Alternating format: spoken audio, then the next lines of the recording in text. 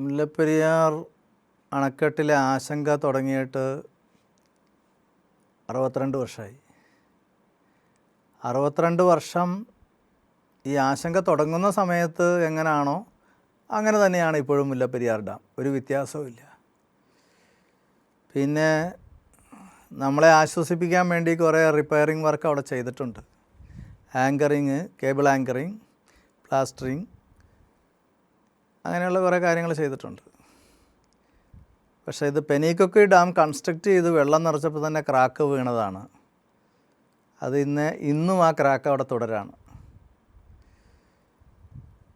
അപ്പോൾ ഒരു dam construct ചെയ്ത് വെള്ളം നിറച്ച് കഴിഞ്ഞാൽ പിന്നെ റിപ്പയർ ചെയ്യാനുള്ളൊരു ഇൻഫാലിബിൾ, ഇംപെക്കബിൾ, ഫ്ലോലെസ് മെത്തേഡ് ഇല്ല. പിന്നെ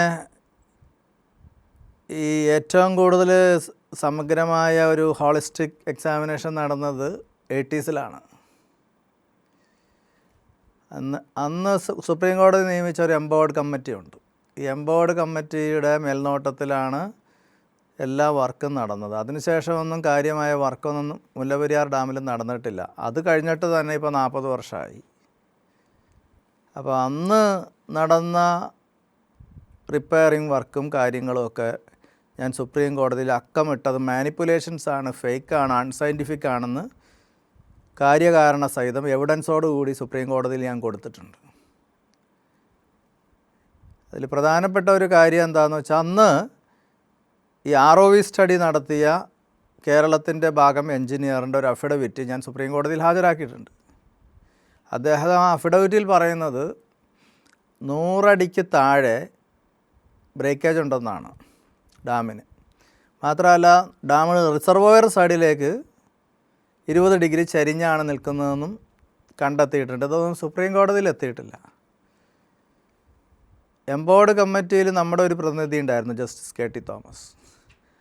അദ്ദേഹവും അംഗമായി എംപവേർഡ് കമ്മിറ്റിയുടെ മാനിപ്പുലേഷൻസ് ഞാൻ കൃത്യമായിട്ട് എവിഡൻസോട് കൂടിയാണ് സുപ്രീം കോടതിയിൽ ഹാജരാക്കിയിരിക്കുന്നത്. അത് ആർക്കും നിഷേധിക്കാനാവില്ല. ഒരു ഡാം കൺസ്ട്രക്റ്റ് ചെയ്യുമ്പോൾ ആദ്യമായിട്ട് ചെയ്യുന്നത് PMF ഫിക്സ് ചെയ്യുകയാണ്. PMF എന്ന് വെച്ചാൽ പ്രോബബിൾ മാക്സിമം ഫ്ലഡ്.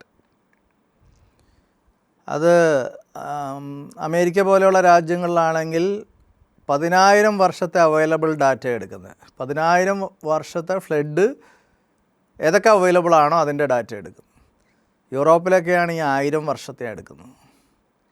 നമ്മുടെ ഇവിടെ 100 വർഷത്തെ എടുത്താൽ പോലും ഇവരുടെ ഈ PMF ഫിക്സേഷൻ്റെ വാല്യൂ ഉണ്ടല്ലോ, അത് തെറ്റാണെന്ന് തെളിയും. കാരണം 100 വർഷത്തിൽ നമുക്കൊരു വലിയ ഫ്ലഡ് ഉണ്ടായിട്ടുണ്ട്. അത് 1924 ഫ്ലഡാണ്. കാരണവന്മാർ പറയണേ 99 വെള്ളപ്പൊക്കം, മലയാളം ഏരിയയിൽ പറയുന്നു. അന്ന് ഈ മുല്ലപ്പെരിയാറിൻ്റെ 2 സ്ലൂയിസ് ഗേറ്റുകൾ തകർന്നു പോയി. അതായത് മുല്ലപ്പെരിയാർ ഡാം ഭാഗികമായി തകർന്നു എന്നർത്ഥം. അന്ന് 4.58 ലക്ഷം രൂപ മുടക്കിയിട്ടാണ് റീകൺസ്ട്രക്റ്റ് ചെയ്ത്, നോട്ട് റിപ്പയറിങ്, റീകൺസ്ട്രക്റ്റ് ചെയ്തത്. അത് ഇന്നത്തെ മണി വാല്യൂ അനുസരിച്ച്, ഗോൾഡിൻ്റെ വിലയൊക്കെ അനുസരിച്ച് 250 കോടി വരും. അപ്പോൾ അത്രയും ഭീമമായൊരു തുക മുടക്കിയിട്ടാണ് റീകൺസ്ട്രക്റ്റ് ചെയ്തത്. അപ്പോൾ ഈ 99 വെള്ളപ്പൊക്കം, അതായത് 1924 വെള്ളപ്പൊക്കം എന്ന് പറഞ്ഞാൽ നമ്മുടെ പള്ളികളൊക്കെ ഓലമേഞ്ഞതും പുല്ലുമേഞ്ഞതൊക്കെ ആയിരുന്നു. വീടുകളുമൊക്കെ അങ്ങനെ തന്നെ. പ്രധാനപ്പെട്ട കെട്ടിടങ്ങളൊക്കെ വളരെ കുറവാണ്. ഇന്നത്തെ പോലെയുള്ള കെട്ടിടങ്ങളൊന്നുമില്ല. കേരളം മുഴുവനും നശിച്ചു പോയി എങ്കിൽ ഇനി ഒരു രണ്ടാമത് മുല്ലപ്പെരിയാർ ഡാമിൻ്റെ തകർച്ച നമുക്ക് ആലോചിക്കാൻ പറ്റില്ല, ബിയോണ്ട് അവർ ഇമാജിനേഷൻ. കാരണം എന്താണെന്ന് വെച്ചാൽ അന്ന് ഈ ഡാം മാത്രമേ ഉള്ളൂ, വേറെ ഡാംസൊന്നുമില്ല. ഇന്ന് 84 ഡാംസ് ഉണ്ട്. ഇതിൻ്റെ അടിയിൽ തന്നെ 14ഓളം ഡാംസ് ഉണ്ട്. ഡയറക്റ്റ് ലൈനിൽ 3-4 ഡാംസ് ഉണ്ട്.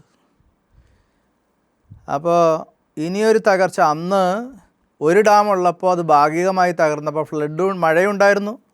അത് സ്മരിക്കേണ്ട, മഴയുണ്ടായിരുന്നപ്പോൾ മഴക്കാലത്താണ് സംഭവിച്ചത്.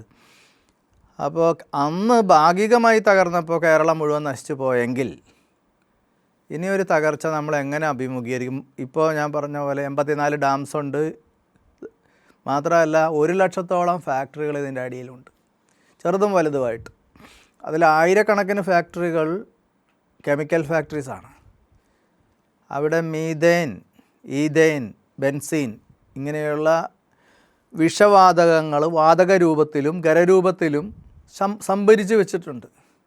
അതിലൊരു ഫാക്ടറി തകർന്നാൽ മതിയില്ലേ കേരളത്തിലെ ജനങ്ങൾ മൊത്തം തീരാനായിട്ട്. ഭോപ്പാൽ ട്രാജഡി ഒന്നും അല്ലാത്തോണാവും. ഭോപ്പാൽ ട്രാജഡി ഒന്നുമല്ല. അപ്പോൾ ആയിരക്കണക്കിന് കെമിക്കൽ ഫാക്ടറികളിലുള്ള വാതകങ്ങൾ പുറത്തേക്ക് വന്നാലുള്ള സ്ഥിതി എന്താണ്? അതുപോലെ സദേൺ നേവൽ കമാൻഡ് ഇതിൻ്റെ അടിയിലാണ്, നേവൽ ആർമമെൻറ്റ് ഡിപ്പോ ഇതിൻ്റെ അടിയിലാണ്. അവിടെ എന്തെല്ലാം ആയുധങ്ങൾ ശേഖരിച്ച് വെച്ചിട്ടുണ്ടെന്ന് ആർക്കും ഒരു നിശ്ചയമില്ല. അതൊരു ഡിഫൻസ് സീക്രട്ടാണ്. പിന്നെ ക്രൂഡ് ഓയിൽ, കൊച്ചിൻ ഓയിൽ റിഫൈനറിയിലെ ക്രൂഡ് ഓയിൽ, ആ ക്രൂഡ് ഓയിൽ കേരളം മുഴുവൻ വ്യാപിച്ചാലുള്ള സ്ഥിതി എന്താണ്? ഇവിടെ പിന്നെ പുല്ല് പോലും മുളയ്ക്കോ? അപ്പോൾ ഇതൊരു റിപ്പയറിംഗ് വർക്ക് കൊണ്ട് 130 വർഷം പഴക്കമായ ഒരു ഡാം ഇനി നിർത്തുക എന്ന് പറഞ്ഞാൽ അത് അത്യാവശ്യം ബുദ്ധിയും ബോധമുള്ള ജനങ്ങൾക്ക് പറ്റുന്ന ഒരു കാര്യമല്ല. ഏത് ആംഗിളിൽ പരിശോധിച്ചാലും ഇനി ഈ ഡാം അവിടെ നിർത്തുന്നത് ബുദ്ധിശൂന്യമാണ്.